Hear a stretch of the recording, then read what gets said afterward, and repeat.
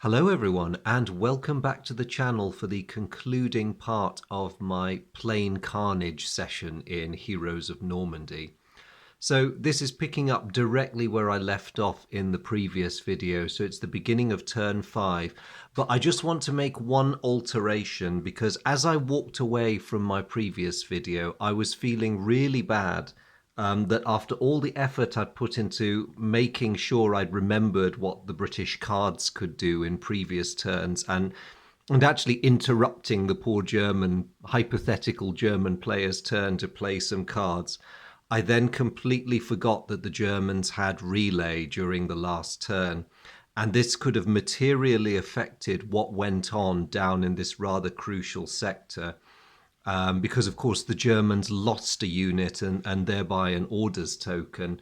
So what I'm going to do is, although it's the end of turn 4 and you know everything else has been done and dusted and new cards have been drawn, just to make things fair, I'm going to allow the play of relay after the fact, which means that that fire group would have gained the order from the unit that was lost there. And I'm going to permit them to shoot at the British fire team there. Now, if they eliminate them, I'm going to hypothesize that the mortar team, which did nothing else that turn, would have moved up during the supply phase to continue contesting the space. So yeah, there we go. The Germans hypothetically played relay last turn, giving them an order, and they're going to roll their attack at a +1.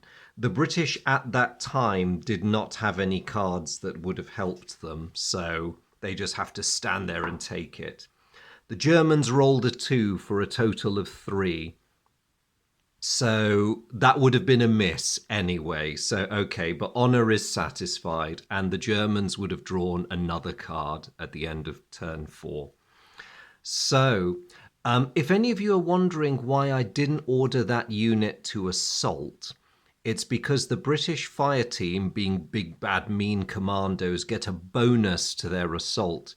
So for the Germans, the far safer option would have been to have stood their ground and fired at this team rather than going in with the bayonet to finish it up close and dirty.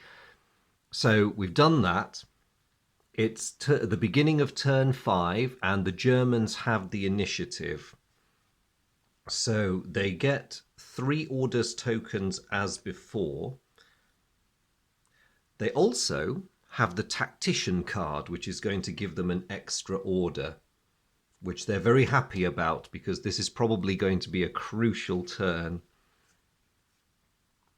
The British do not have any cards that can stop the play of tactician. So obviously, I think a no-brainer move for the Germans is to give their first order token to that fire group over there. They really need this. Now, the question is, who merits the second one? It's a bit of a tough choice between their tank and the fire group over there. Now, I think it would benefit the Germans more. It would be nice to grab that bonus crate, but it's not essential to winning the game. So although it's potentially leaving that fire group out to dry and potentially be killed by their British opposite numbers, it probably serves Germany's purposes better to have the tank go next and then put the third order token onto the fire group. And lastly, they will give the good Oberleutnant the 4th order token. He's the only unit they have left on the board.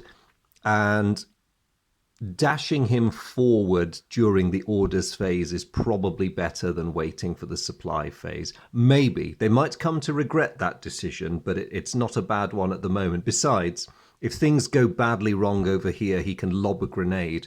The Germans have been waiting all game for an opportunity to use their grenades, but I held back because the fighting had become very close and dirty very quickly, and the last thing that the Germans wanted was a friendly fire incident.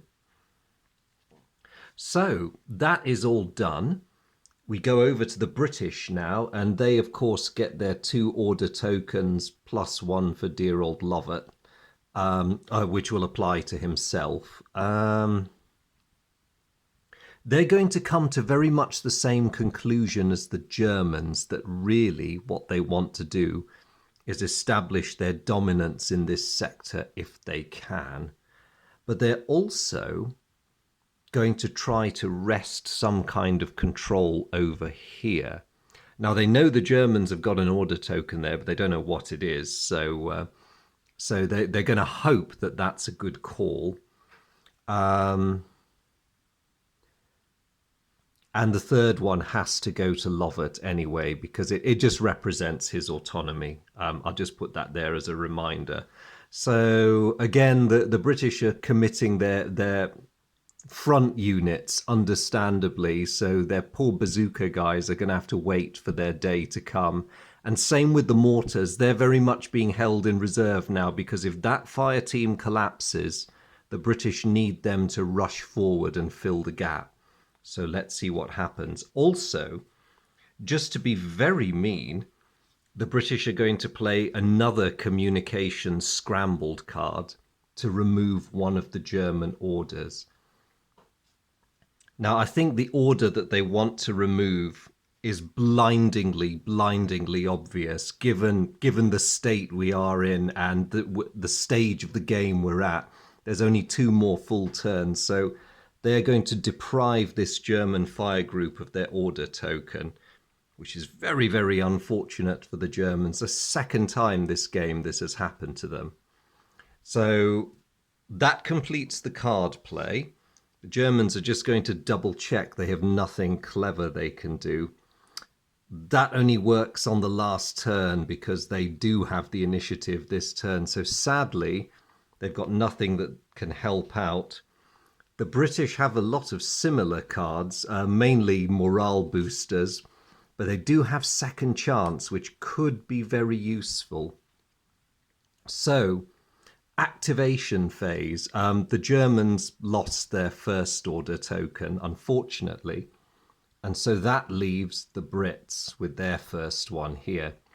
Now, the British are going to be equally cautious because they're stronger than that German unit in terms of their assault capability, but they're also very conscious that they've already suffered losses. They're in a weakened state, and it only takes a bad dice roll to lose them the game, and that's probably too much of a risk.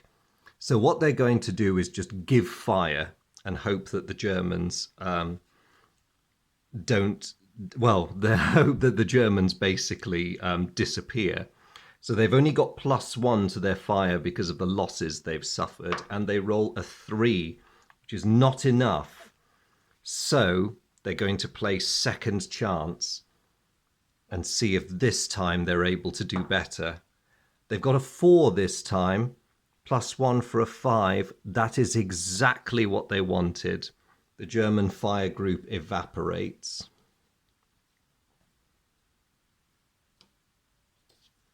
So that was a very good start for the British. The pressure is now on the Germans to either get someone there who can occupy the space or get rid of the British unit. So luckily for the Germans, it's time to activate their tank. So just for form's sake, the main gun is going to target the British unit that's just blinking and realizing they've actually won this little gun battle that's been raging over here. I did forget to use the last British ammo token, but never mind. It hasn't altered the result much. So that German tank is going to swivel its turret and fire. It rolls a 4, +1, 5, so unfortunately that wipes out the British fire team. That's not good. So the British euphoria over there was short-lived. And of course the Germans have not yet used their machine guns, so they're now going to gleefully train them on poor old Lovett over there, cowering in his entrenchment. They will need an 8 though, because he's in a good protective position there. So the machine gun opens up on him and only gets a 2. So Lovett is safe and the tank has had its turn.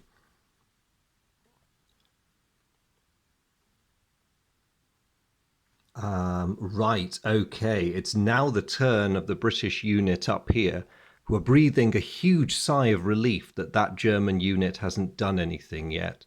Now, similarly, they're a bit reluctant to try odds with a close combat because that could go badly, badly wrong.